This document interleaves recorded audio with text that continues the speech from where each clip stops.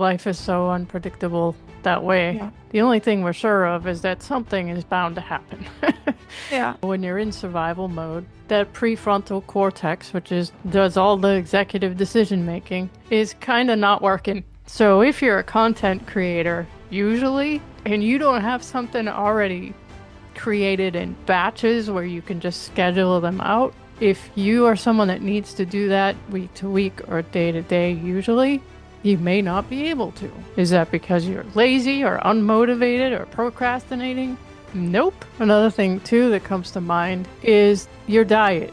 The way you reach for food or don't is going to change massively. The tendency is to push through, neglect yourself. Hmm. Do you really need to be tethered to your device 24/7? Your body is screaming to be heard. Think of that minimum capacity version of your business. We actually went through this uh, idea of having a plan B for the times that are not very kind to you, right?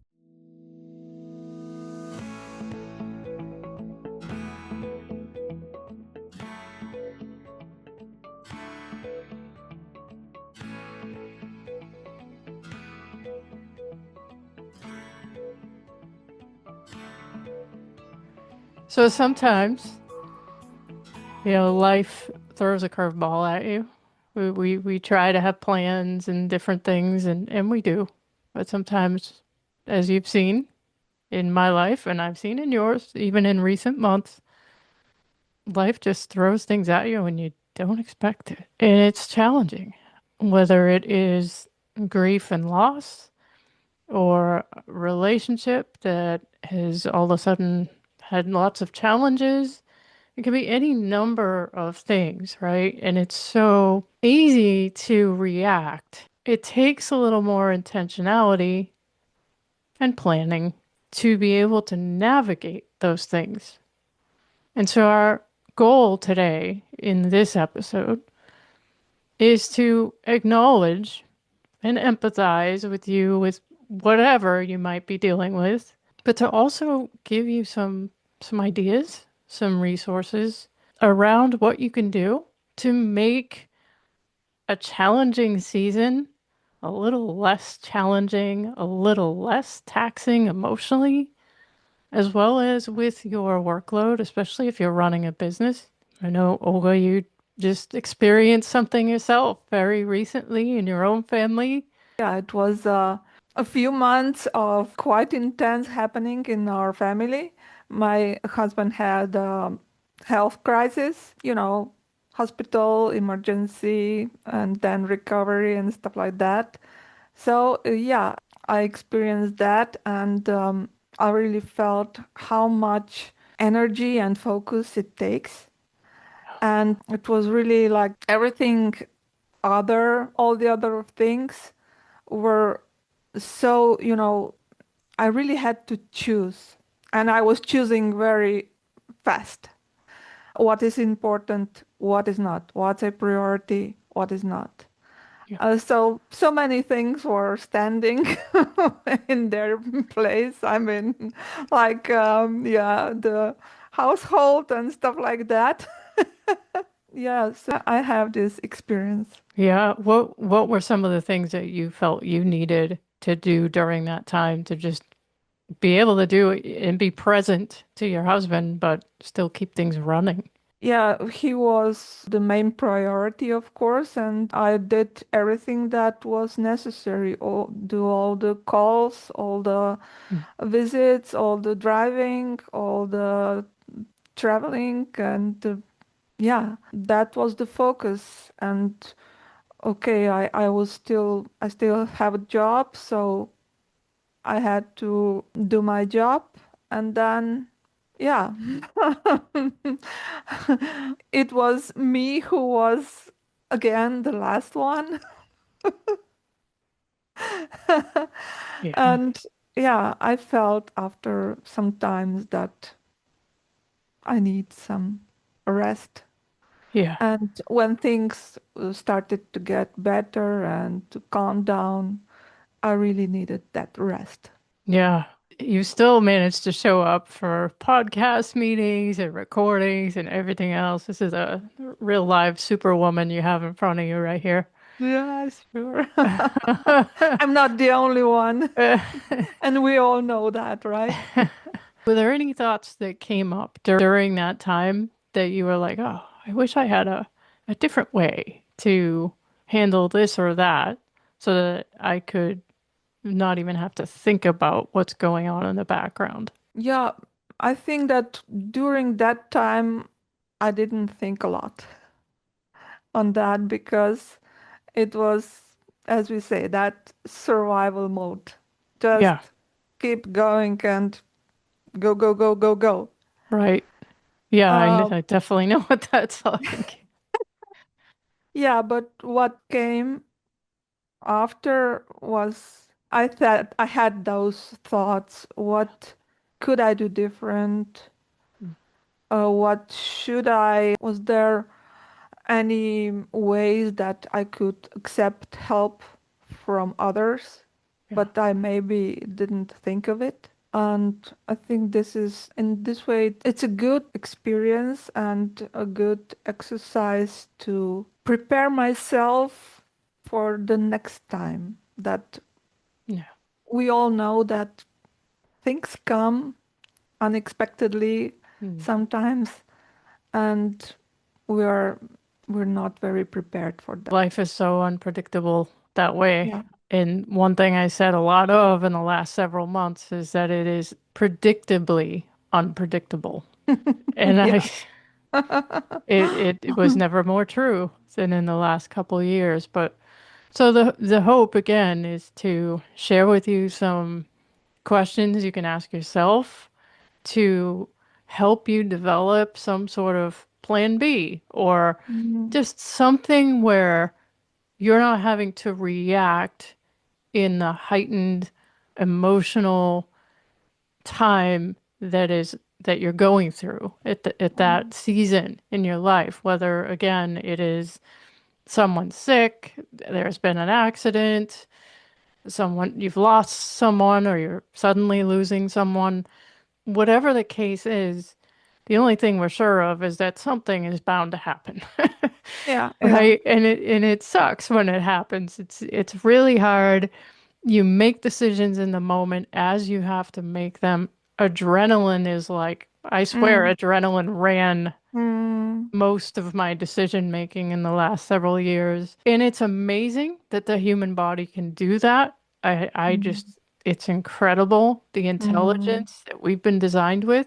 But at the same time, it would be so much better if there was something you could have in place where you know that's there to fall back on in mhm. times that you just don't have control over much else. You can't prevent those hard seasons, right? But you can do something to prepare yourself for that times that obviously Yeah, is is no way that they will not come.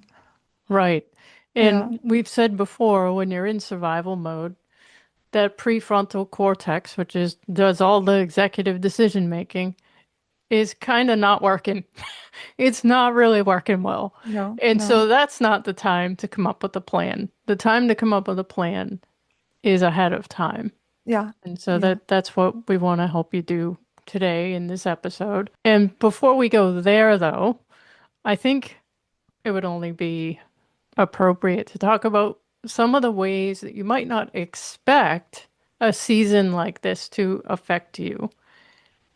In the sense that, especially again, if you're a business owner, there are certain aspects of your business that you have to keep up with, right? To bring in the minimum amount of income that you need to, if you're in a situation like us, to be able to see clients when you need to see them. So, some of the things, just to be real, because that's what we do here, real discussion, real talk, right? One of the things that I definitely know is affected in this season where you feel like you're in survival mode is creativity. You're not going to have the creativity Mm, for your business, for your hobby, whatever the thing is that you're busy doing. Creativity is going to be a bit diminished.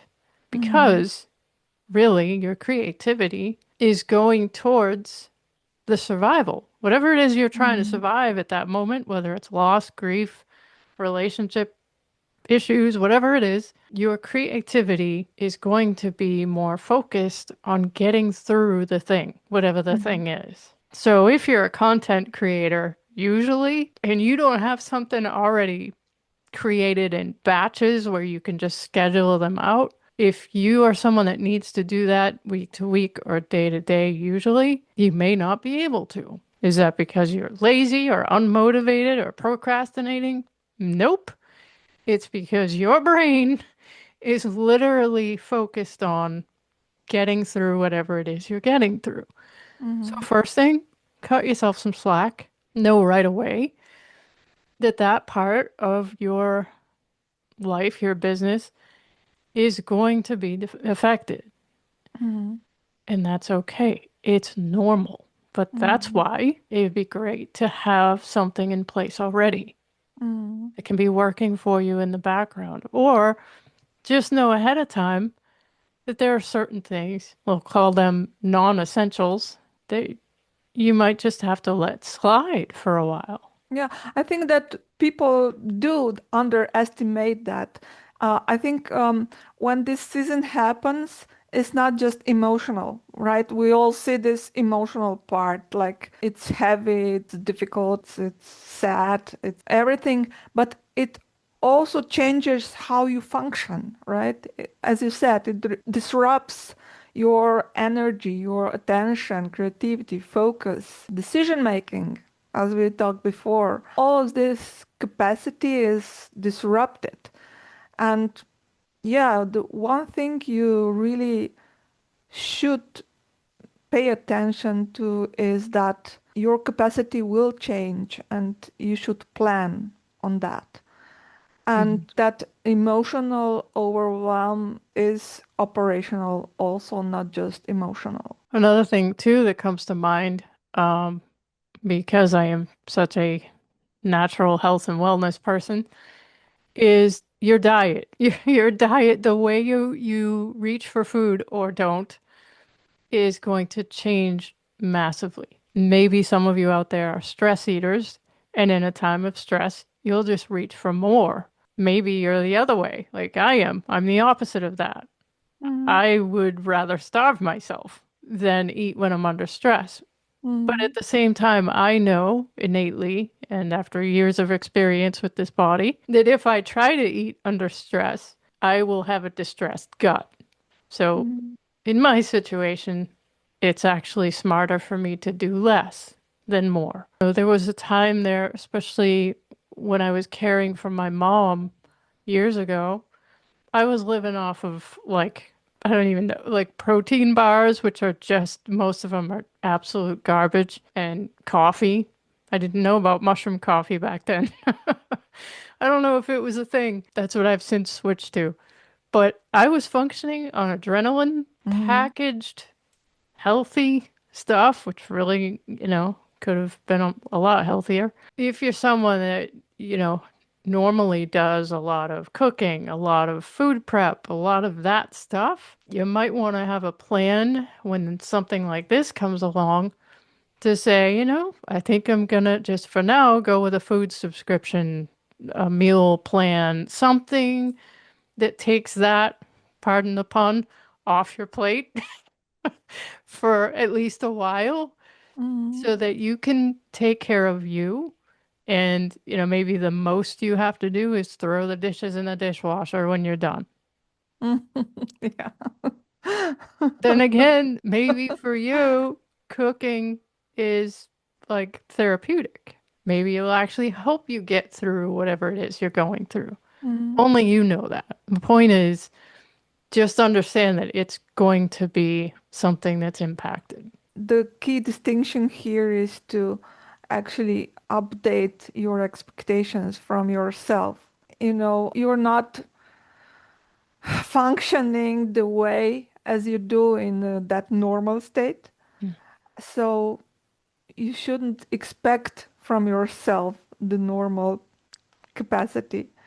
And what can you do to actually protect your capacity, protect your energy, and not to lose yourself in this season when you're maybe caring for someone else or when you go through those difficult times. You know, having a plan, having things that you do without or scale back on, outsourcing whatever you can. And the biggest thing is being okay with it because the tendency, especially in a situation like you're caring for someone, the tendency is to push through, neglect yourself. As long as so and so gets through such and such, Mm, it doesn't matter what happens to you.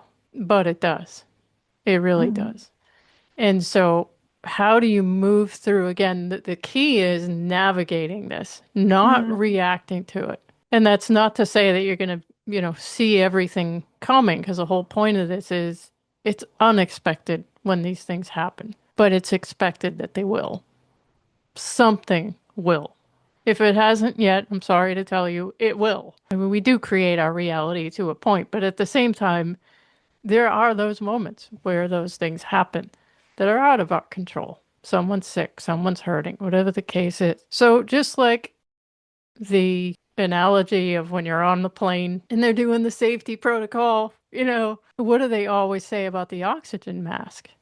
You need to put yours on first and then worry about so and so. And so, what are the things that you need to do?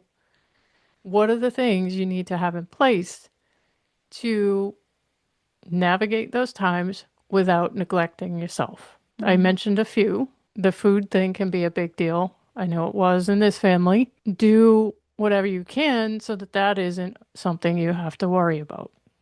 There's all kinds of ways in the States anyway to set yourself up with a meal plan, actually get food delivered. Those are the kinds of things that they're everyday things, right? They have to Mm. happen. You have to eat, your family has to eat. But does it have to be on you to prep, to cook, to clean, to do all the things? Probably not. So that's one thing. What else do you do every day that you can, possibly outsource or deliver or whatever? Laundry, maybe? There are a lot of laundry delivery services now. You can just send your laundry out, have somebody else deal with that headache. Transportation. Okay. This is a big one if you've got a loved one that you're caring for. They need to get to an appointment. Maybe they don't want to go alone. Maybe they insist that you go with them, or you insist that you go with them. Or maybe they cannot go on their own. Maybe they cannot go on their own. It could be all of those things. It could change from day to day. We went through that. Yeah, yeah. So this is where boundaries come in.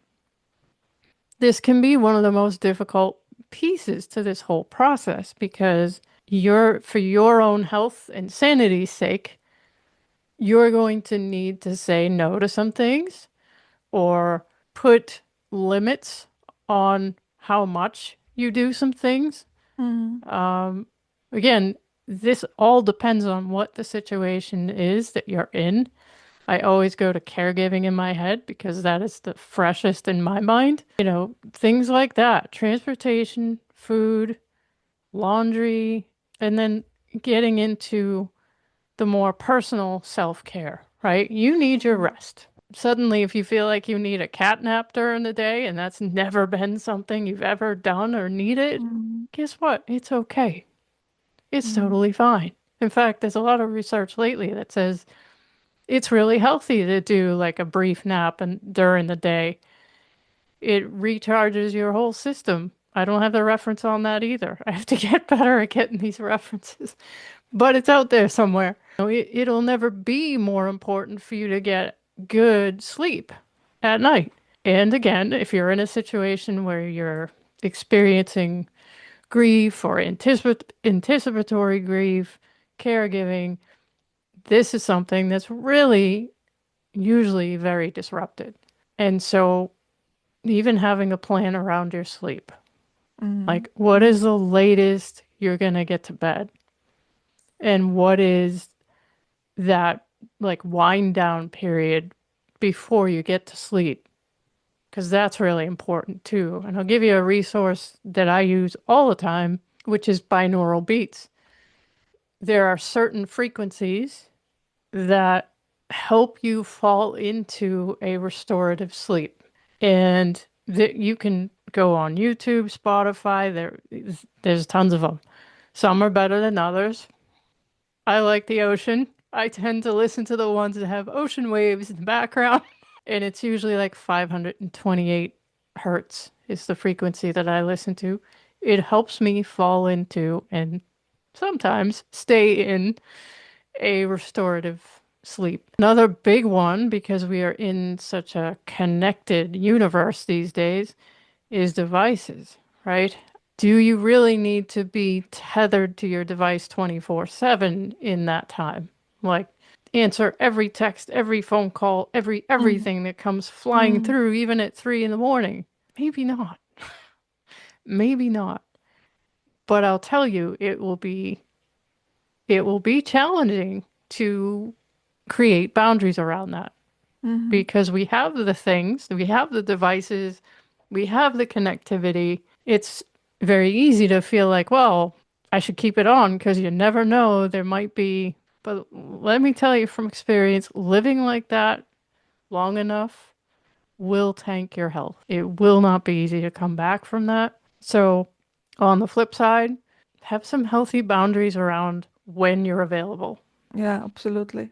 and Mm, a backup plan for when you're not.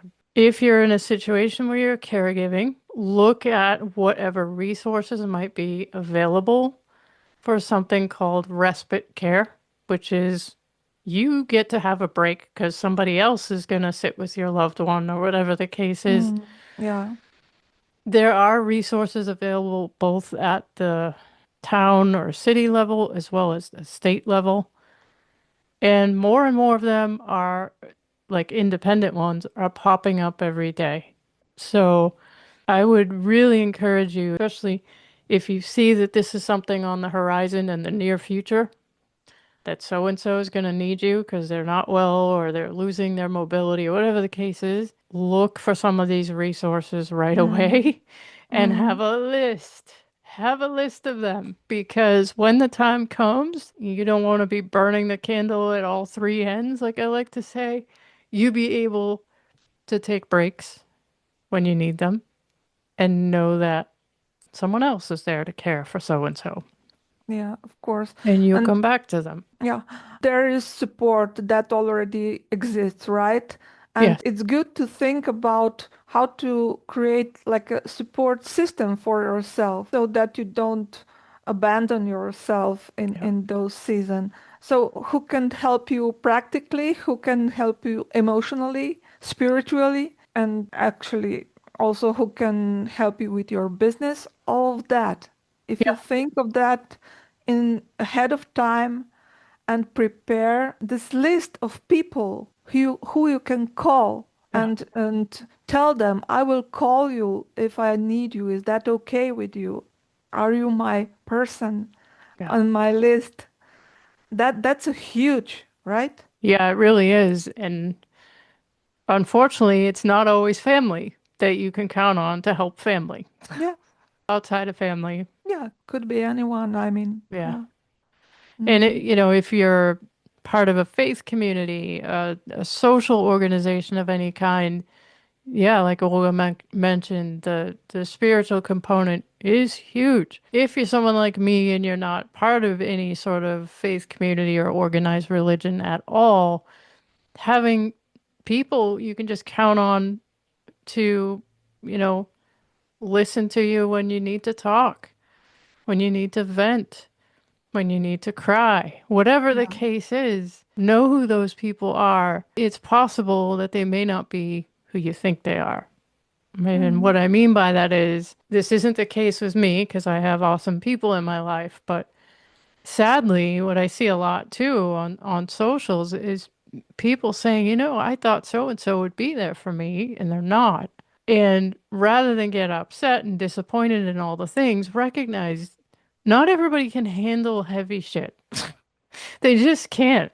yeah, So if sure. you're going through stuff that's heavy, and you think so and so is going to be there, they might not be able to be there for Mm. that.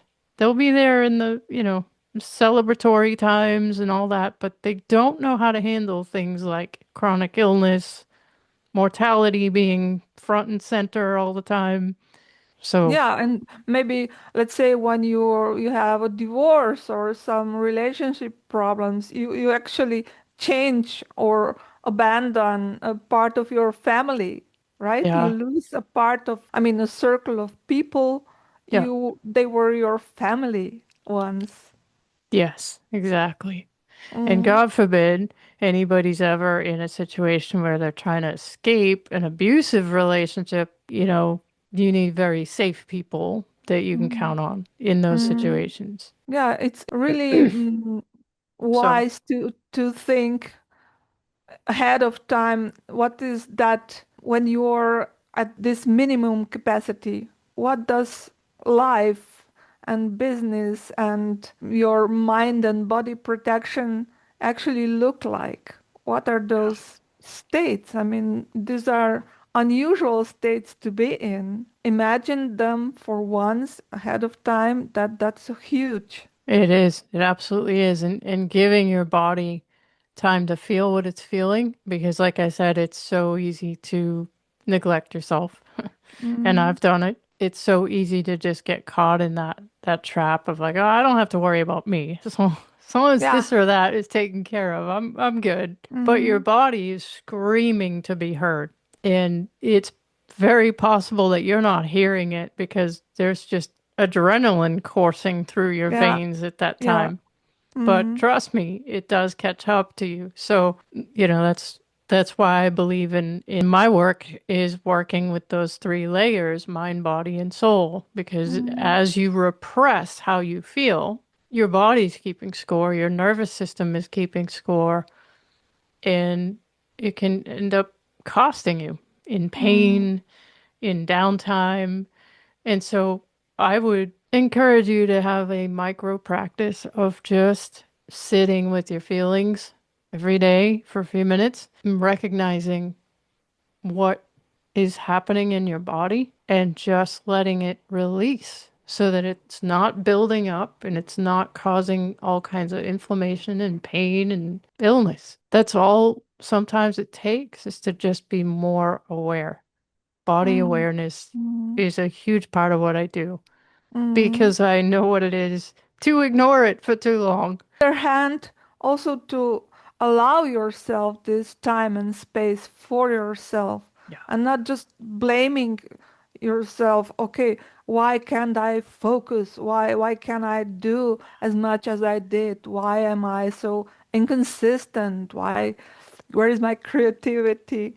Why is everything taking that longer, right? That actually just adds on it and creates so much unnecessary suffering on the top of everything that's already happening, right? Yeah, so true. If you're hard on yourself when you're going through that, it makes Yeah. everything so much more difficult. And if we touch the business side of this happening, yeah, it's also wise to actually think of that minimum capacity version of your business, right? Yeah. Like survival season business model that could be I like uh, that term. yeah. So, yeah, what is the minimum that I need to keep running? Maybe thinking about your finances. What are your essential expenses like personal and business?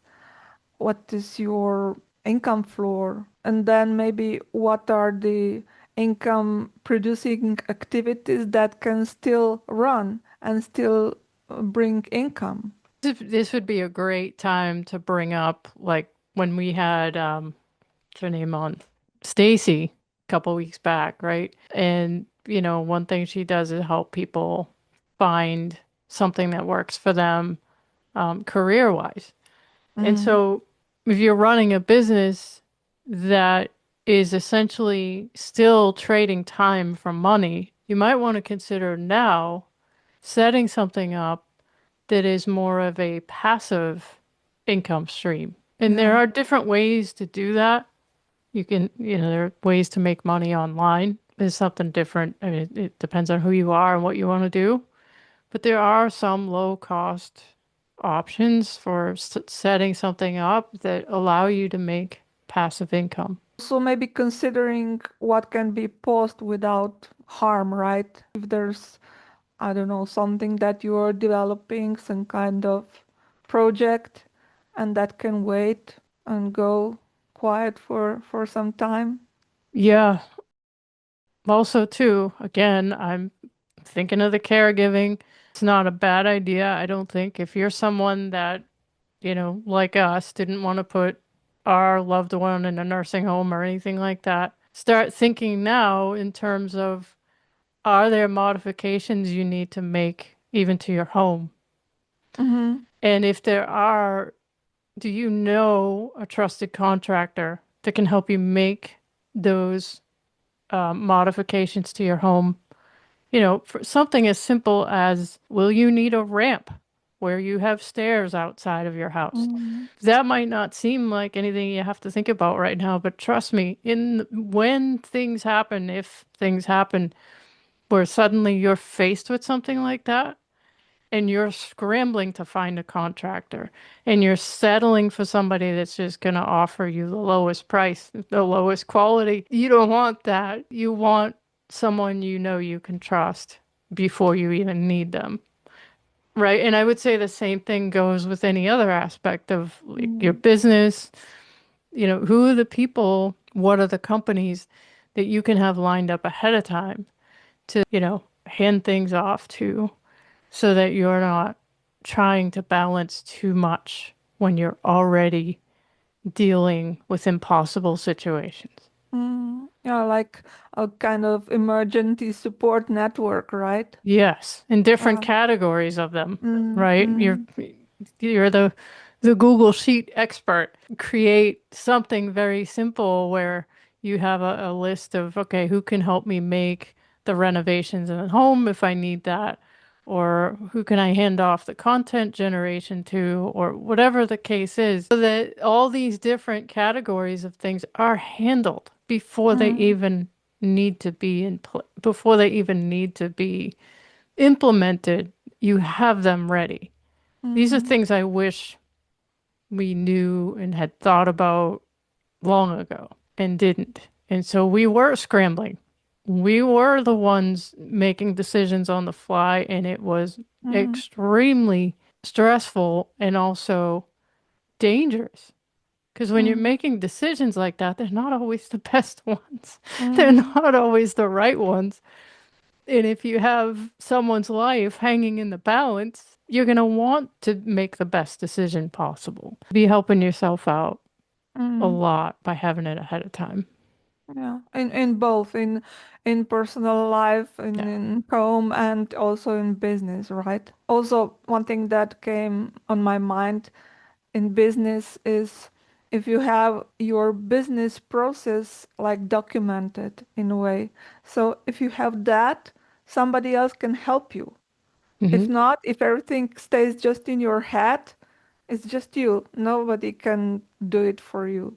But if, Exactly. if, if you have something written or something there, Hmm. maybe somebody can jump in and do something for you. And also, maybe you can think of what can be automated and delegated. There are many options with Yeah. this technology nowadays, and that could be really helpful. Yeah, for sure. You can't always enter into a commitment when you're in crisis, right? But having a coach to help you through the balancing of all this, the processing of all this, holding you accountable to yourself so that you're not abandoning yourself. That may or may not be a good fit for when things are in crisis.